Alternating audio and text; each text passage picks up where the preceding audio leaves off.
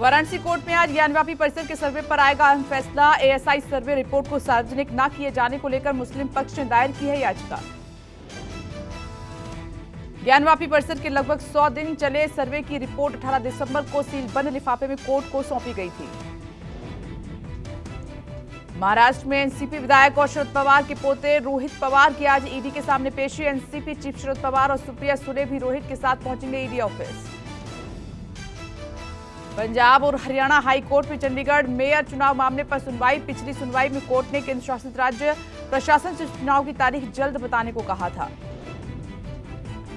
राजधानी दिल्ली में प्रधानमंत्री नरेंद्र मोदी के आवास पर 7 लोक कल्याण मार्ग पर विशेष कार्यक्रम। गणतंत्र दिवस में हिस्सा लेने वाले प्रतिभागी और एनसीसी कैडेट से मिलेंगे पीएम। प्रधानमंत्री नरेंद्र मोदी ने राष्ट्रीय बाल पुरस्कार 2024 के विजेताओं से मुलाकात की। पीएम ने बच्चों से उनके अनुभव साझा किए। केंद्रीय कैबिनेट की आज अहम बैठक है। आम बजट से पहले हो रही है कैबिनेट की बैठक में कई अहम फैसलों पर मुहर लगने की संभावना है। देश का सबसे ज्यादा आबादी वाला राज्य यूपी आज मना रहा है 75वां स्थापना दिवस। राज्य की प्रतिभाओं को उत्तर प्रदेश गौरव सम्मान से नवाजा जाएगा। भेंट स्वरूप मिलेगा 11 लाख नगद, शॉल और तामपत्र। राम मंदिर प्राण प्रतिष्ठा से लौटकर पीएम मोदी ने राष्ट्रपति द्रौपदी मुर्मू के लिखे पत्र का दिया विस्तार से जवाब। पीएम मोदी ने राष्ट्रपति मुर्मू के साथ अयोध्या दौरे का अनुभव साझा किया। पीएम मोदी ने लिखा, अयोध्या धाम में अपने जीवन के सबसे अविस्मरणीय क्षणों का साक्षी बनकर लौटने के बाद मैं आपको ये पत्र लिख रहा हूं। मन में ऐसा अयोध्या लेकर लौटा हूं जो कभी दूर नहीं हो सकता। यूपी सीएम योगी आदित्यनाथ ने मंगलवार को अयोध्या का हवाई सर्वेक्षण किया। मुख्यमंत्री ने श्रद्धालुओं की उमड़ी अपार भीड़ के नियंत्रण को लेकर अधिकारियों को दिए निर्देश। रामलला के दर्शन पूजन की सुचारू व्यवस्था बनाए रखने को लेकर मंदिर न्यास के पदाधिकारियों के साथ भी सीएम योगी ने चर्चा की। अयोध्या में रामलला के दर्शन का बढ़ा समय। अब सुबह 6 बजे से रात 10 बजे तक खुलेगा मंदिर। भोग और आरती के समय मंदिर प्रवेश पर रोक रहेगी। अत्यधिक भीड़ को देखते हुए अयोध्या आने वाली गाड़ियों पर रोक। गाड़ियों का प्रवेश किया गया बंद। लखनऊ अयोध्या बस सेवा भी बंद। अयोध्या में मंगलवार से आम श्रद्धालुओं के लिए शुरू हुआ दर्शन का समय। पहले दिन 5 लाख से ज्यादा राम भक्तों ने किए दर्शन। रामलला की प्राण प्रतिष्ठा के जश्न में लखनऊ बना था। भड़काऊ गाना वहां पर बजा था। आयोजक सहित 3 के खिलाफ एफआईआर दर्ज। गुजरात दौरे पर गए केंद्रीय गृह मंत्री अमित शाह अहमदाबाद में श्री राम मंदिर के प्राण प्रतिष्ठा महोत्सव कार्यक्रम में शामिल हुए। इंग्लैंड के पूर्व क्रिकेटर केविन पीटरसन भी भगवान राम की भक्ति में लीन दिखाई दिए। अयोध्या में राम मंदिर प्राण प्रतिष्ठा को लेकर किया ट्वीट। हिंदी में लिखा, जय श्री राम। बिहार के पूर्व मुख्यमंत्री और समाजवादी नेता कर्पूरी ठाकुर की 100वीं जयंती की पूर्व संध्या पर केंद्र सरकार का बड़ा फैसला। मंगलवार को राष्ट्रपति द्रौपदी मुर्मू ने किया मरणोपरांत भारत रत्न देने का ऐलान। कर्पूरी ठाकुर को भारत रत्न देने के ऐलान का परिवार ने मनाया जश्न। परिवार के सदस्यों ने एक दूसरे को खिलाई मिठाई। बिहार के जननायक को लंबे समय से सर्वोच्च सम्मान देने की हो रही थी मांग। कर्पूरी ठाकुर को भारत रत्न देने के फैसले का उनके बेटे और जेडीयू सांसद रामनाथ ठाकुर ने किया स्वागत। कहा कि इसे राजनीतिक नजरिए से नहीं देखना चाहिए। राज्य के लोग लंबे समय से इसकी मांग कर रहे थे। प्रधानमंत्री नरेंद्र मोदी ने कर्पूरी ठाकुर को भारत रत्न दिए जाने पर खुशी जाहिर की। पीएम ने एक्स पर पोस्ट कर लिखा, सामाजिक न्याय के पुरोधा को उनकी जन्म शताब्दी पर मिला ये सम्मान हमें गौरवान्वित करने वाला है। बिहार के मुख्यमंत्री नीतीश कुमार ने कर्पूरी ठाकुर को भारत रत्न दिए जाने पर पीएम मोदी का आभार व्यक्त किया। कहा कि सालों की पुरानी मांग पूरी, दलित, वंचित और उपेक्षित तबकों को मिलेगी नई ताकत। आरजेडी अध्यक्ष लालू प्रसाद यादव ने कर्पूरी ठाकुर को भारत रत्न दिए जाने पर जताई खुशी। एक्स पर लिखा कि मेरे राजनीतिक गुरु को बहुत पहले ये सम्मान मिलना चाहिए था। मोदी सरकार पर कसा तंज। कर्पूरी ठाकुर को भारत रत्न दिए जाने पर बीजेपी सांसद और राज्य के पूर्व डिप्टी सीएम सुशील कुमार मोदी ने कहा, नरेंद्र मोदी ने वो ऐतिहासिक काम कर दिखाया जो आज तक कोई प्रधानमंत्री नहीं कर पाया। बिहार के पूर्व सीएम कर्पूरी ठाकुर को भारत रत्न दिए जाने का राज्य की सभी पार्टियों और राजनेताओं ने तहे दिल से खुशी जताई है। उपेंद्र कुशवाहा ने कहा कि गरीबों पिछड़ों की लड़ाई लड़ने वालों के लिए ऐतिहासिक पल है। एलजेपी के दोनों घटक ने कर्पूरी ठाकुर को सर्वोच्च सम्मान दिए जाने का स्वागत किया। चिराग पासवान और पशुपति पारस ने पीएम मोदी का आभार व्यक्त किया। बिहार के जननायक कर्पूरी ठाकुर को भारत रत्न दिए जाने पर बीजेपी के तमाम नेता सहित केंद्रीय मंत्री नित्यानंद राय, अश्विनी चौबे ने भी खुशी जताई। बिहार के जननायक कर्पूरी ठाकुर की 100वीं जयंती पर पटना से दिल्ली तक विशेष कार्यक्रम। केंद्र की बीजेपी और बिहार में जेडीयू आरजेडी गठबंधन सरकार ने की अपने अपने स्तर पर तैयारी। बिहार के पूर्व सीएम कर्पूरी ठाकुर की जन्म शताब्दी समारोह के लिए जेडीयू की मेगा तैयारी। पटना के वेटनरी कॉलेज मैदान पर कार्यक्रम, सीएम नीतीश भी करेंगे शिरकत। आरजेडी ने कर्पूरी ठाकुर की 100वीं जयंती को लेकर एसके मेमोरियल हॉल में आयोजित किया है कार्यक्रम। लालू, तेजस्वी सहित पार्टी के तमाम नेता करेंगे शिरकत। कर्पूरी ठाकुर की जन्म शताब्दी के मौके पर बीजेपी दिल्ली में भी कर रही है विशेष कार्यक्रम। केंद्रीय गृह मंत्री अमित शाह भी होंगे शामिल।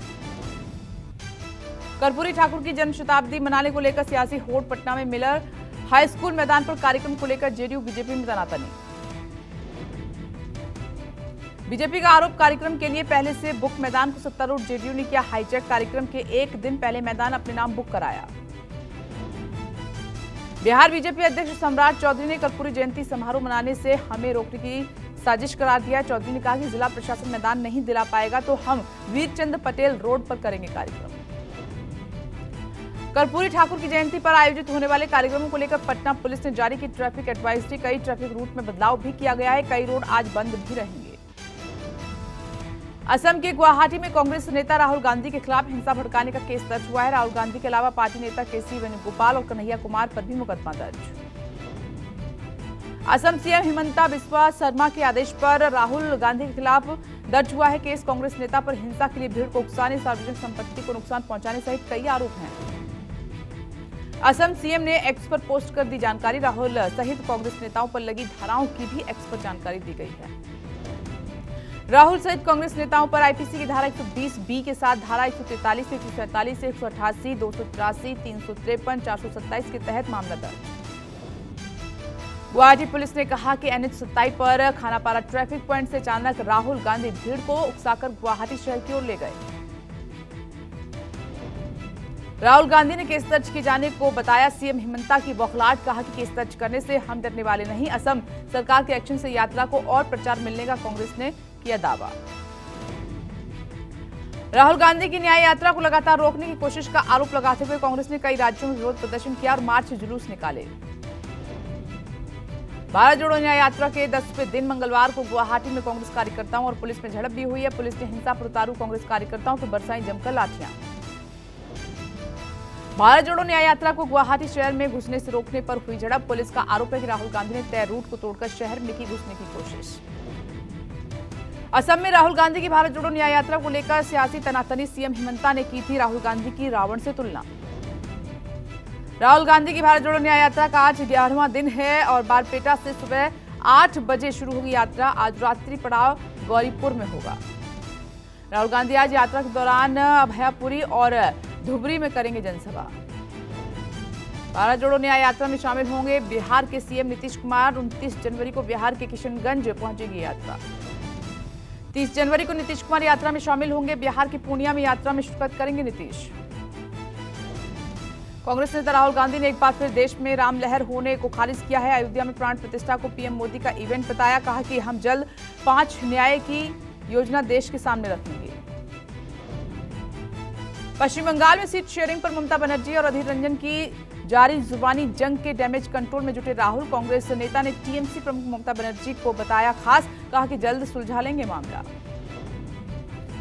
अयोध्या में रामलला प्राण प्रतिष्ठा का न्योता ठुकराने वाली कांग्रेस को केंद्रीय मंत्री ज्योतिरादित्य सिंधिया ने लिया आड़े हाथ। कहा कि देश की जनता न्योता ठुकराने वालों को नहीं करेगी माफ। महाराष्ट्र में एनसीपी विधायकों की अयोग्यता मामले पर आज भी सुनवाई जारी है। मंगलवार को स्पीकर के सामने शरद पवार गुट के जितेंद्र आह्वान और हेमंत टकले ने दर्ज कराया था मामला। प्रधानमंत्री नरेंद्र मोदी के प्रस्तावित राजस्थान दौरे पर तैयारी में जुटी है भजनलाल सरकार। मंगलवार को जयपुर में सीएम भजनलाल शर्मा ने अधिकारियों के साथ की समीक्षा बैठक। ईडी ने झारखंड सीएम हेमंत सोरेन को फिर से भेजा है समन। ईडी ने पूछताछ के लिए 27 से 31 जनवरी के बीच फिर से बयान दर्ज कराने के लिए कहा है।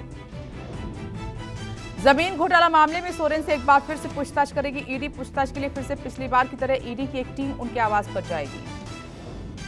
ईडी ने 20 जनवरी को सीएम आवास पर करीब 7 घंटे तक ईडी ने हेमंत सोरेन से पूछताछ की थी। सीएम से उनके और पारिवारिक सदस्यों की संपत्ति के बारे में डिटेल मांगी गई थी। मुंबई के मीरा रोड हिंसा मामले में बड़ी कार्रवाई, उपद्रवियों के अवैध निर्माण पर प्रशासन ने चलाया बुलडोजर। मीरा रोड में बढ़ाई गई सुरक्षा। 21 जनवरी को मीरा रोड में 2 समुदायों के बीच में हिंसा हुई थी। पंजाब के तरनतारन में बीएसएफ को मिली बड़ी कामयाबी। भारत पाकिस्तान अंतर्राष्ट्रीय सीमा के पास से एक पाकिस्तानी ड्रोन किया है बरामद। मामले की जांच जारी है। दिल्ली में रिपब्लिक डे की फुल ड्रेस रिहर्सल को लेकर ट्रैफिक पुलिस ने जारी की एडवाइजरी। मंगलवार को रात 11 बजे तक विजय चौक से इंडिया गेट पर वाहनों की आवाजाही रही बंद। रिहर्सल के लिए परेड कर्तव्य पथ सी हेक्सागन नेताजी सुभाष चंद्र बोस प्रतिमा चौराहे तक पहुंचेगी और तिलक मार्ग, बहादुर शाह जफर मार्ग और नेताजी सुभाष मार्ग से गुजरकर लाल किला पहुंचेगी। गणतंत्र दिवस से पहले यमुना खादर, गीता कॉलोनी और गांधीनगर में पुलिस ने गश्त की है। दिल्ली पुलिस ने नाभ से भी इलाके में पेट्रोलिंग बढ़ाई। उत्तर भारत में शीतलहर का कहर जारी है। कोहरे की चादर में लिपटी राजधानी। मौसम विभाग ने अगले 4 दिन जारी किया है कोल्ड डे अलर्ट। कोहरे की वजह से ट्रेन और फ्लाइट का शेड्यूल बिगड़ा है। दिल्ली आने वाली 28 ट्रेन लेट। रेलवे स्टेशन पर यात्रियों का बुरा हाल। पहाड़ों पर हो रही ताजा बर्फबारी ने बढ़ाई मुसीबत। मैदानी इलाकों में शीतलहर से राहत नहीं। मौसम विभाग ने कहा कि अभी कुछ दिन ठंड से नहीं मिलेगी राहत। कश्मीर घाटी में शीतलहर जारी है। तापमान लगातार फ्रीजिंग पॉइंट से नीचे रहने की वजह से जल स्रोतों का जमना जारी है। डल झील पर जमी बर्फ की चादर। दिल्ली में कोहरे की वजह से विजिबिलिटी काफी कम है। एम्स फ्लाईओवर से ड्रोन तस्वीरों में दिखा इलाके में छाया घना कोहरा। दिल्ली में ठंड से राहत नहीं। लोधी रोड इलाके में सर्दी से बचाव के लिए अलाव का सहारा लेते दिखाई दिए लोग। आने वाले दिनों में और बढ़ेगी शीतलहर। आज दिल्ली में न्यूनतम तापमान रहेगा 7 डिग्री सेल्सियस। एयरपोर्ट पर कोहरे की वजह से विजिबिलिटी घटी। देरी से चल रही है कई फ्लाइट। राजस्थान में शीतलहर का प्रकोप जारी है। जयपुर में कोहरे की वजह से विजिबिलिटी काफी कम। सड़कों पर वाहनों की रफ्तार पर लगा ब्रेक। भारत से तनातनी के बीच मालदीव ने जासूसी चीनी पोत को रुकने की दी इजाजत। मालदीव ने कहा कि चीनी जहाज के स्वागत को तैयार। भारतीय नौसेना की चीनी जहाज के मूवमेंट पर नजर। भारत ने टिड्डियों से फसलों के बचाव के लिए अफगानिस्तान को भेजी कीटनाशक की खेप। भारत ने ईरान के चाबहार पोर्ट के जरिए भेजा 40,000 लीटर मेलाथियान और तालिबान ने कहा शुक्रिया। कुवैत सरकार 1 लाख अवैध प्रवासियों को करेगी देश से बाहर। इसका फैसला अवैध विदेशियों को रोजगार देने वाली कंपनियों पर पड़ेगा। सैकड़ों मजदूरों के भारत लौटने की भी आशंका। पाकिस्तान में 8 फरवरी को होने वाले आम चुनाव की सुरक्षा का जिम्मा सेना संभालेगी। मंगलवार को कार्यवाहक पीएम अनावरुल हक काकर ने कैबिनेट की बैठक में लिया फैसला। पाकिस्तान के पूर्व पीएम इमरान खान और उनके सहयोगी महमूद कुरैशी की बढ़ेंगी मुश्किलें। राजनयिक केबल मामले में पूर्व राजनयिक ने दिया बयान। कहा कि मेरे रिटायरमेंट तक राजनयिक केबल की प्रति विदेश मंत्रालय को नहीं लौटाई गई थी। बांग्लादेश की पीएम शेख हसीना की बेटी साइमा वाजिद को डब्ल्यूएचओ में मिली अहम जिम्मेदारी। दक्षिण पूर्व एशिया की बनी रीजनल डायरेक्टर। जिनेवा में डब्ल्यूएचओ ने किया है ऐलान। सऊदी अरब के मदीना में मिली 5 किलोमीटर लंबी गुफा। खैबर इलाके में इतनी लंबी गुफा मिलने से भूवैज्ञानिक हैरान। ईरान के राष्ट्रपति इब्राहिम रईसी का आज तुर्की दौरा। ईरान तुर्की supreme council of economic cooperation की 8वीं बैठक में होंगे शामिल। तुर्की राष्ट्रपति एर्दोगन के अलावा उद्योगपतियों से मिलेंगे ईरानी राष्ट्रपति। दुनिया की सबसे अमीर शख्स एलन मस्क की जल्द होगी भारत में एंट्री। मस्क की इंटरनेट कंपनी स्टारलिंक को लाइसेंस देने की तैयारी में मोदी सरकार। हैदराबाद में बीसीसीआई का सालाना award function. Shubman Gill, Bumrah, Shami, Ashwin cricket of the year. युवा यशस्वी जायसवाल को भी सम्मान। 2019 के बाद पहली बार आयोजित हुआ समारोह। आईसीसी ने 2023 की सर्वश्रेष्ठ टीम का ऐलान कर दिया। टेस्ट टीम में भारत के रविंद्र जडेजा और अश्विन को जगह मिली है। वनडे टीम के रोहित, कोहली, गिल, कुलदीप, शमी, सिराज को जगह है। इंग्लैंड के खिलाफ शुरुआती 2 टेस्ट से विराट कोहली के नाम लिया वापस। कोच द्रविड़ ने कहा कि कोहली की कमी टीम को खलेगी। 25 जनवरी से हैदराबाद में पहला टेस्ट है।